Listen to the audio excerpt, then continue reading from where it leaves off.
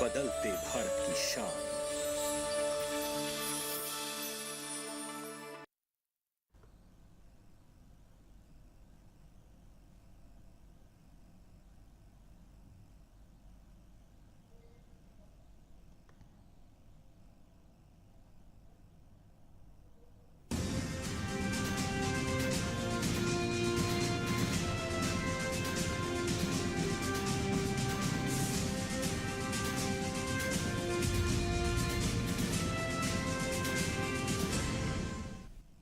नमस्कार, किसान समाचार में आप सभी का स्वागत है। सबसे पहले मुख्य समाचार।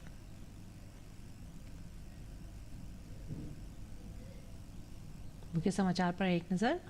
देश में पहली बार भारतीय कृषि एवं खाद्य परिषद द्वारा अंतर्राष्ट्रीय कृषि मध्यस्थता केंद्र की होगी शुरुआत। 13 अक्टूबर को नई दिल्ली में इसकी होगी लॉन्चिंग।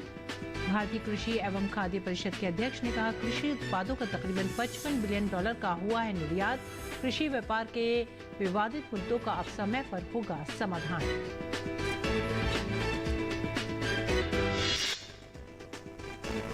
केंद्रीय मंत्री सर्बानंद सोनोवाल ने आयुष मंत्रालय के 1 महीने के आयुर्वेद उत्सव अभियान का किया शुभारंभ। कहा, आयुर्वेद मानव जीवन के साथ साथ पशु और पौधों को भी पहुंचाता है लाभ। 8वें आयुर्वेद दिवस की थीम हर दिन सबके लिए आयुर्वेद। ये विषय 3 मुख्य क्षेत्रों पर है केंद्रित। किसानों के लिए आयुर्वेद, छात्रों के लिए आयुर्वेद और जनता के लिए आयुर्वेद।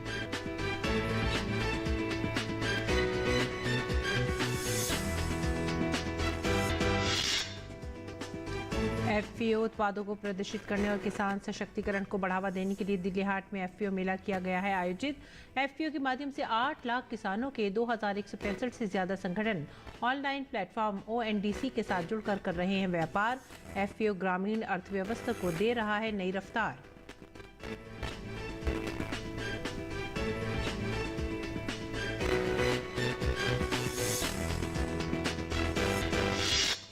पराली जलाने की रोकथाम को लेकर हरियाणा सरकार की योजनाओं का दिखा असर। पराली जलाने की घटनाओं में कमी की जा रही है दर्ज। हरियाणा धान की पराली जलाने के मामले में पर्याप्त कमी लाने के लिए वित्तीय प्रोत्साहन और योजनाएं कर रही हैं लागू। जबकि पंजाब में पराली का जलना बदस्तूर जारी। मोहाली में 36 जगहों पर पराली जलाए जाने के मामले आए सामने।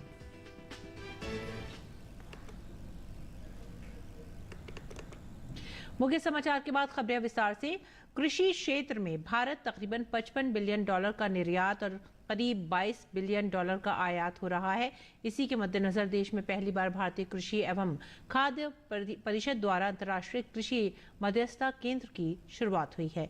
13 अक्टूबर को नई दिल्ली में इसकी लॉन्चिंग होगी। क्या है अंतर्राष्ट्रीय कृषि मध्यस्थता केंद्र की स्थापना का उद्देश्य? इसी विषय पर बात करने के लिए हमारे संवाददाता ओपी यादव ने बात की भारतीय कृषि एवं खाद्य परिषद के अध्यक्ष डॉक्टर एमजे खान से।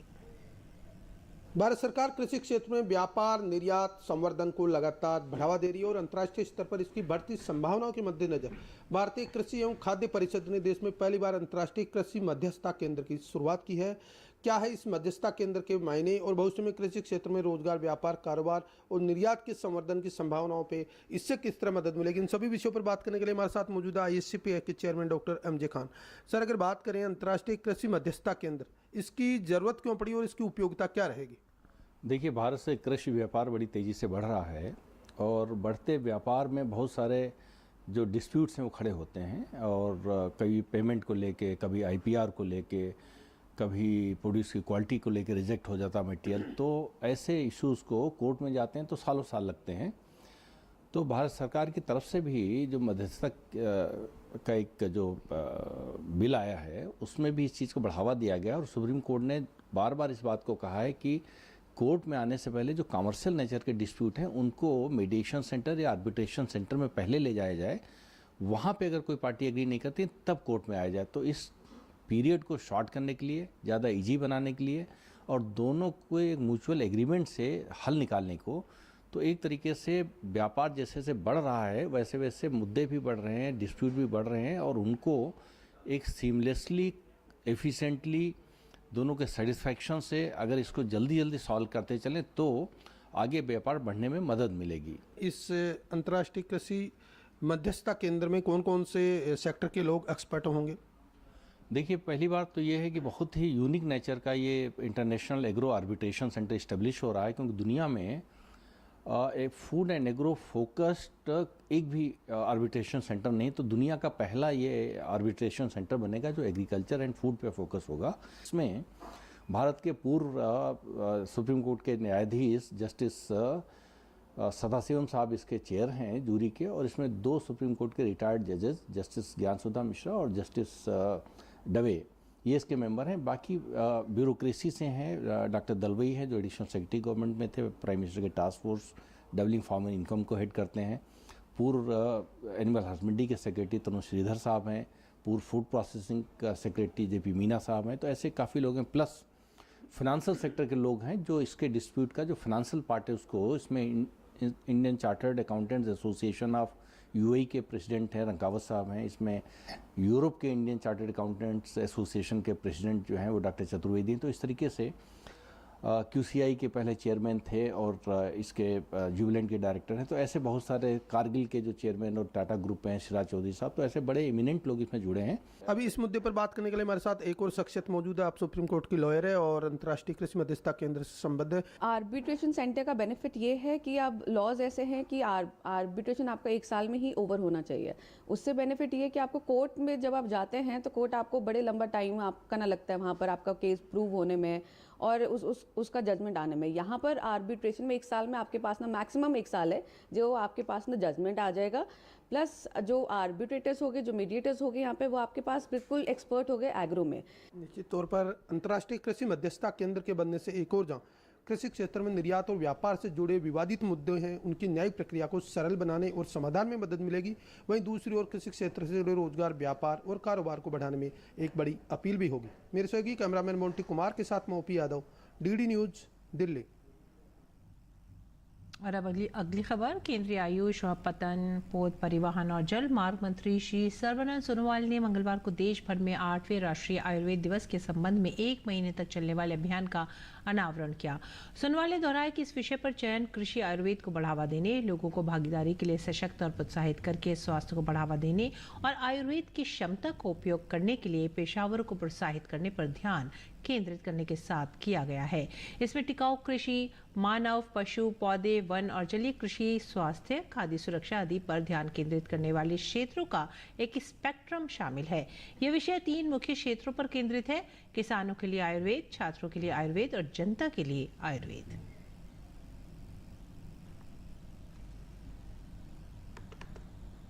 इस बार ये भी रखा गया है कि Ayurveda for farmers, Ayurveda for student, Ayurveda for the people. तो इसलिए हम सभी व्यक्तियों को इस विषय पर जानकारी देने के लिए हमें निश्चित रूप से अलग अलग कार्यक्रम लेना होगा। पिछली 7 एडिशन तक जो भी कार्यक्रम देश और दुनिया में ली गई है वो सफलपूर्वक हमने उसको आगे बढ़ाया।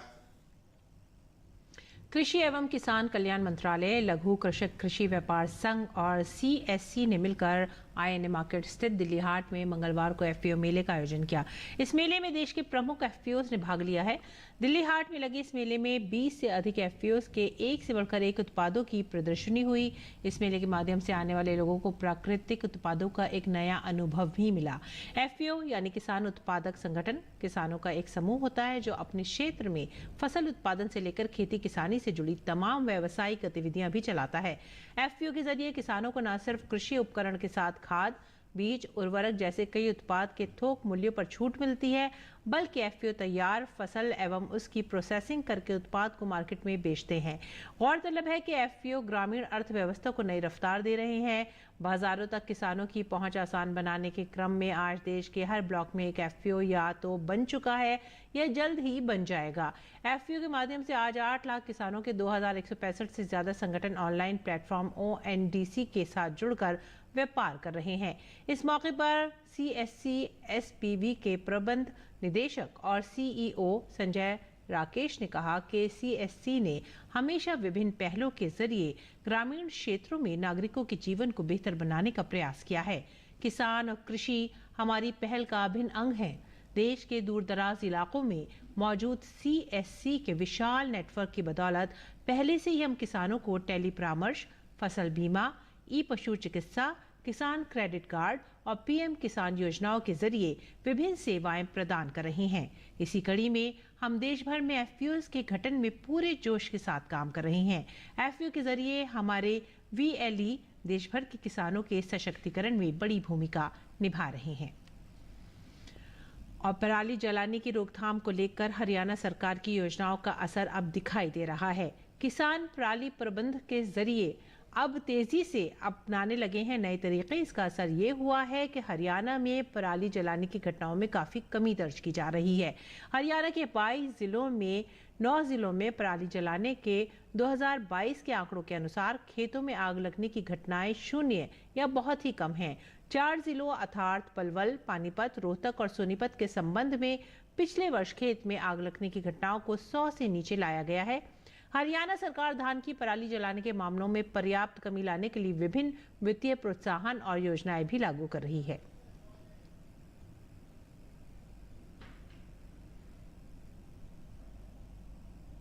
जबकि दूसरी ओर पंजाब में पराली का जलना बदस्तूर जारी है। मोहाली में 8 अक्टूबर की रात को 36 जगहों पर पराली जलाए जाने के मामले सामने आए हैं। इससे सीजन में 15 सितंबर से लेकर 8 अक्टूबर तक पराली जलाने के कुल मामलों की गिनती बढ़कर 969 पहुंच गई है। केंद्रीय कृषि मंत्रालय की रिपोर्ट के अनुसार देश भर में धान की पराली जलाने वाले 6 राज्यों में पंजाब सबसे आगे है। और बात करते हैं बासमती राइस की। बासमती का स्वाद और गुणवत्ता बचाने के लिए 10 कीटनाशकों को प्रतिबंधित कर दिया गया है। किसान इनका अधिक इस्तेमाल कर रहे थे। इसके चलते बासमती चावल का असली स्वाद बिगड़ रहा था और यूरोपियन देशों में बासमती के निर्यात में 15% तक की कमी हो गई थी। वेस्ट यूपी के 30 जिलों में बासमती की खेती की जाती है। इन हालात में कृषि रक्षा विभाग के अपर निदेशक त्रिपुरारी प्रसाद चौधरी ने 30 जिलों में 10 कीटनाशकों पर प्रतिबंध लगा दिया है। इनके प्रतिबंधित होने से बासमती की गुणवत्ता और इसके असली स्वाद को बचाया जा सकेगा। इससे बासमती का निर्यात भी बढ़ेगा। किसानों के इसके प्रति जागरूक भी किया जा रहा है। बिहार के गया जिले में जैविक कृषि में लगी महिला किसानों ने श्रीविधि की प्राचीन प्रथा के बारे में जागरूकता फैलाने का एक नया तरीका खोजा है। वे दिन के लिए एक विशेष गांव चुनते हैं, एक पेड़ के नीचे एक जगह पाते हैं जो उन्हें धूप से छाया प्रदान करने के लिए पर्याप्त है। इकट्ठा होते हैं, श्रीविधि के लाभों के बारे में गीत गाना शुरू करते हैं।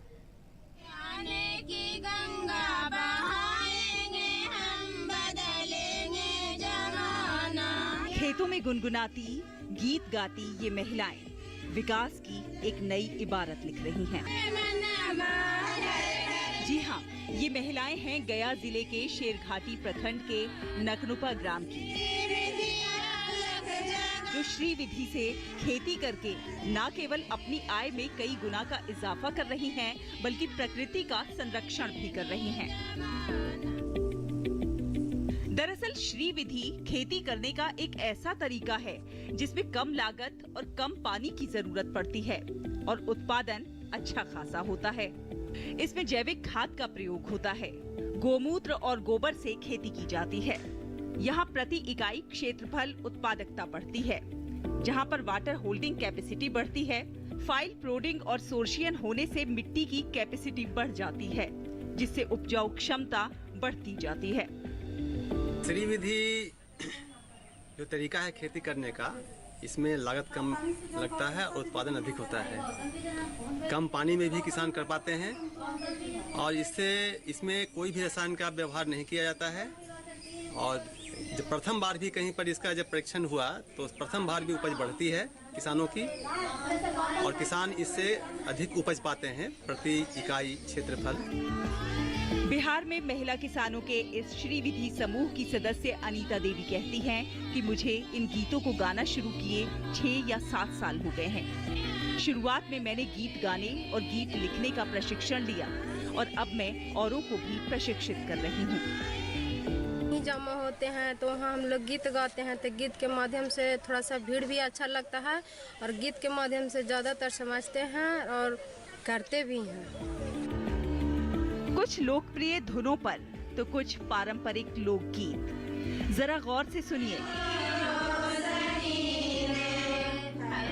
ये सभी गीत क्षेत्र में पानी और श्रम बचाने वाले गुणों के बारे में संदेशों से भरे हुए हैं। ये जहां आसपास के खेतों में काम करने वाली महिला किसानों के लिए सुलभ वातावरण प्रदान करते हैं, तो वहीं उन्हें सकारात्मक ऊर्जा भी देते हैं।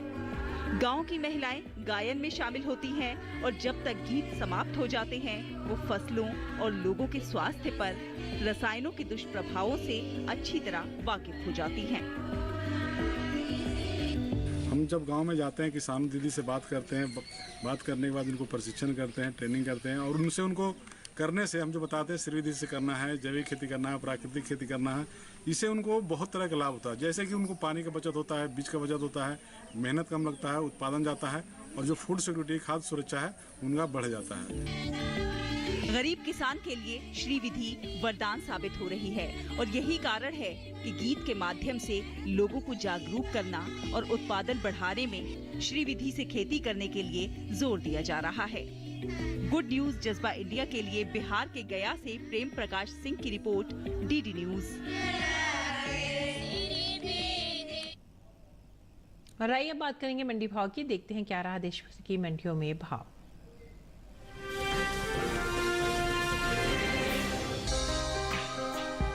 चालू खरीफ सीजन में मक्के की बुआई बीते साल से आगे चल रही है।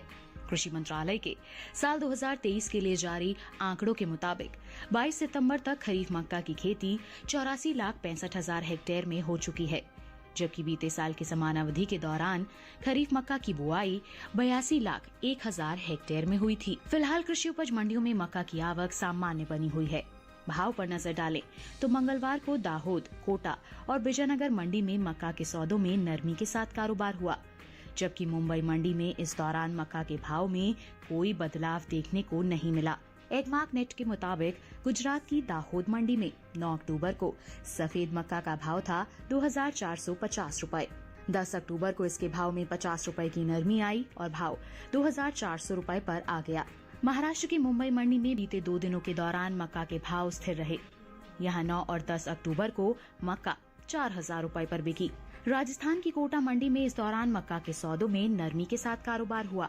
9 अक्टूबर को यहां मक्का का भाव रहा 1,900 रुपए। 10 अक्टूबर को इसके सौदे 200 रुपए लुढ़क कर 1,700 रुपए पर हुए। राज्य की ही विजयनगर मंडी में 9 अक्टूबर को मक्का का भाव था 2,450 रुपए। 10 अक्टूबर को इसके भाव 75 रुपए टूटकर 2,375 रुपए पर हुए। उत्तर प्रदेश की मंडियों में मक्का के भाव की बात करें तो यहां मंगलवार को फैजाबाद मंडी में पीली मक्का का भाव रहा 2,065 रुपए। कासगंज मंडी में भाव रहा 1,900 रुपए। लखीमपुर मंडी में मक्का 2,030 रुपए पर बिकी, जबकि राज्य की ही अलीगढ़ मंडी में इस दौरान हाइब्रिड के सौदे 2,010 रुपए पर हुए। भारत में मक्का की खेती पूरे साल की जाती है। भारत में चावल और गेहूं के बाद मक्का तीसरी सबसे महत्वपूर्ण अनाज की फसल है। ये देश में कुल अनाज उत्पादन का लगभग 8% है। वहीं बात मक्का की पैदावार की करें तो इस साल मक्का की रिकॉर्ड पैदावार देखने को मिल सकती है। कृषि मंत्रालय के तीसरे अग्रिम अनुमान के मुताबिक साल 2022-23 के दौरान देश में मक्का की रिकॉर्ड उपज 359.13 लाख टन होने का अनुमान जताया गया है, जो पिछले साल की 337.30 लाख टन की पैदावार की तुलना में 21 लाख टन अधिक है। अनुमान है कि मक्का की रिकॉर्ड उपज का असर इसके बाजार भाव पर पड़ सकता है।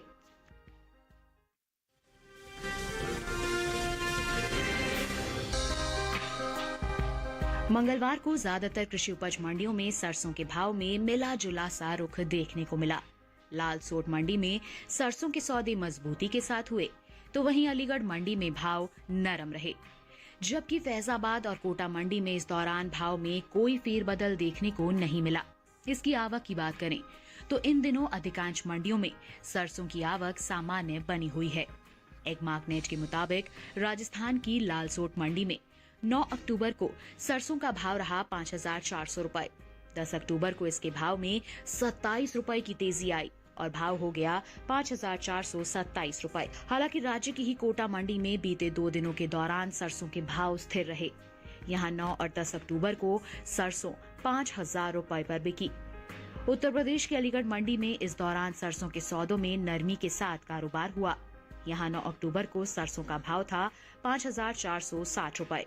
10 अक्टूबर को इसके सौदे 10 रुपए लुढ़क कर 5,450 रुपए पर हुए। फैजाबाद मंडी में 9 अक्टूबर को सरसों का भाव था 5,500 रुपए। 10 अक्टूबर को इसके सौदों में कोई फेरबदल नहीं हुआ और भाव 5,500 रुपए पर बरकरार रहा। उत्तर प्रदेश की दूसरी मंडियों में सरसों के भाव पर नजर डालें तो मंगलवार को दादरी मंडी में सरसों का भाव रहा 5,490 रुपए। लखीमपुर मंडी में भाव रहा 5,490 रुपए। मिर्जापुर मंडी में सरसों 5,500 रुपए पर बिकी, जबकि राज्य की ही सीतापुर मंडी में इस दौरान सरसों के सौदे 5,480 रुपए पर हुए। साल तिलहनी फसलों की पैदावार के लिए अच्छा साबित हुआ है। मौसम की अनुकूलता का असर तिलहन की पैदावार पर देखने को मिला है। इस साल कुल तिलहन की उपज का रिकॉर्ड टूटने जा रहा है। कृषि मंत्रालय के तीसरे अग्रिम अनुमान के मुताबिक देश में घरेलू स्तर पर कुल तिलहन की पैदावार रिकॉर्ड स्तर पर पहुंच गई है। साल 2022-23 के दौरान कुल तिलहन की पैदावार 409.96 लाख टन होने का अनुमान है, जो पिछले साल के तिलहन उत्पादन की तुलना में 20.38 लाख टन अधिक है। जबकि बीते साल इस दौरान कुल तिलहन की उपज 389.63 लाख टन रही थी। वहीं बात सरसों की पैदावार की करें तो इस साल देश में रिकॉर्ड सरसों की पैदावार अनुमानित है। कृषि मंत्रालय के मुताबिक साल 2022-23 के दौरान 124.94 लाख टन सरसों पैदा होने का अनुमान है, जबकि पिछले साल की समान अवधि के दौरान पैदावार 119.63 लाख टन रही थी।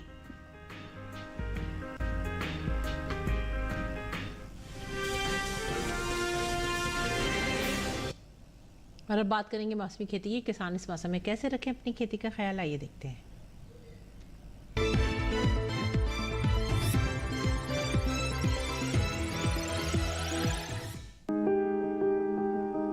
आंध्र प्रदेश में मक्के की कटाई करें। मक्के के खेत से पानी की निकासी का उचित प्रबंध करें। यहाँ धान के खेत में जरूरी उर्वरक डालें। इसके साथ ही मूंगफली के खेत से जल निकासी की व्यवस्था कर लें। किसान लाल मिर्च की बुआई करें। आंध्र प्रदेश में टमाटर की बुआई कर सकते हैं। इसके अलावा टमाटर में कीट लगने की संभावना बनी हुई है। ऐसे में टमाटर में कीटों से बचाव के लिए कृषि विशेषज्ञों की सलाह से कीटनाशक का छिड़काव करें। वहीं बैंगन की बुआई के लिए नर्सरी तैयार करें। अभी मक्के में कीटों से बचाव के लिए कृषि विशेषज्ञों की सलाह से कीटनाशक छिड़कें। आंध्र प्रदेश में मूंग की बुआई कर सकते हैं। तेलंगाना में केले की रोपाई करें। वहीं मक्के के खेत से पानी की निकासी की उचित व्यवस्था कर सकते हैं। साथ ही कपास के खेत से जल निकासी का प्रबंध कर लें। किसान तिल की बुआई करते रहें। यहाँ लोबिया की बुआई के लिए समय उपयुक्त है। तेलंगाना में धान में कीट लगने की संभावना बनी हुई है। ऐसे में धान में कीटों से बचाव के लिए कृषि विशेषज्ञों की सलाह से कीटनाशक का छिड़काव करें। किसान मक्के के खेत से खरपतवार निकाल लें। इसके अलावा अरहर के खेत से घास फूस निकाल सकते हैं। तेलंगाना में लाल मिर्च में कीटों से बचाव के लिए कृषि विशेषज्ञों की सलाह से कीटनाशक छिड़कें।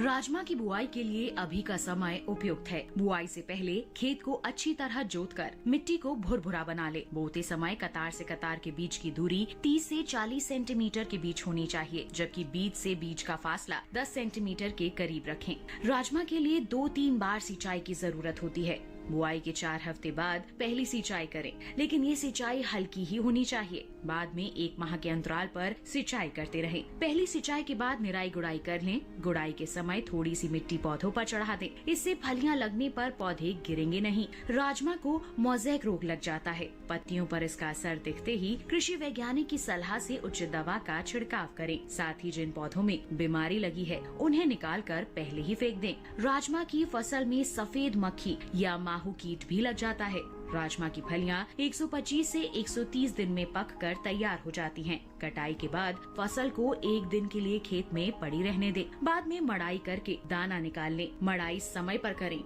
वरना फलियां चटक जाती हैं और दाने खुद ब खुद बाहर निकल आते हैं। 1 हेक्टेयर फसल से आमतौर पर 15 से 20 क्विंटल तक राजमा की पैदावार ली जा सकती है।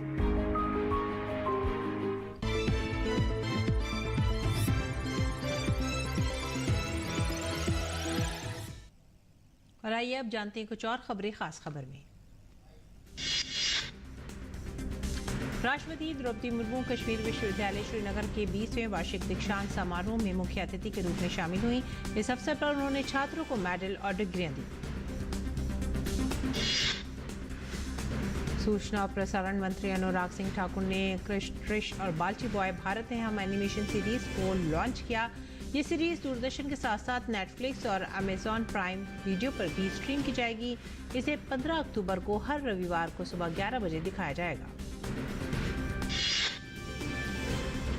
तंजानिया की राष्ट्रपति डॉक्टर सामिया सुलूहु हसन भारत के दौरे पर हैं।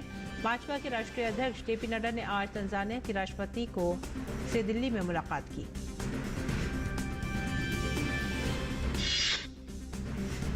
पंजाब और जम्मू कश्मीर पुलिस ने बड़ी कार्रवाई की है। मुलनपुर ढाका नाम के ड्रग तस्कर को गिरफ्तार किया गया है, जिसमें 4.94 करोड़ रुपए, एक पिस्टल और 38 फर्जी नंबर प्लेट बरामद किए गए हैं। केंद्रीय मंत्री डॉक्टर जितेंद्र सिंह ने दिल्ली के इंडिया इंटरनेशनल सेंटर में एक पुस्तक का विमोचन किया। जवाहरलाल कौल द्वारा रचित इस पुस्तक का शीर्षक जम्मू व कश्मीर मेरा आहत स्वर्ग है। श्रीलंका की जेलों से रिहा किए गए तमिलनाडु के 17 मछुआरे चेन्नई हवाई अड्डे पहुंचे। श्रीलंकाई नौसेना ने 13 सितंबर को तमिलनाडु के 17 मछुआरों को हिरासत में लिया था और उनकी 3 नौकाओं को भी जब्त किया था। भारत सरकार के हस्तक्षेप के बाद उन्हें 27 सितंबर को श्रीलंका कोर्ट द्वारा रिहा कर दिया गया था। उत्तर प्रदेश की पर्यटक नगरी आगरा में जनकपुरी महोत्सव की शुरुआत हुई। इसमें भगवान श्री राम की बारात निकाली गई। उत्तर प्रदेश के इटावा में एक तेज रफ्तार गाड़ी ने ई रिक्शा को टक्कर मार दी। सड़क हादसे में 2 लोगों की मौत हो गई जबकि 3 लोग घायल हो गए। इसी के साथ ही आप हमारी पूरी टीम को दीजिए आज्ञा। नमस्कार।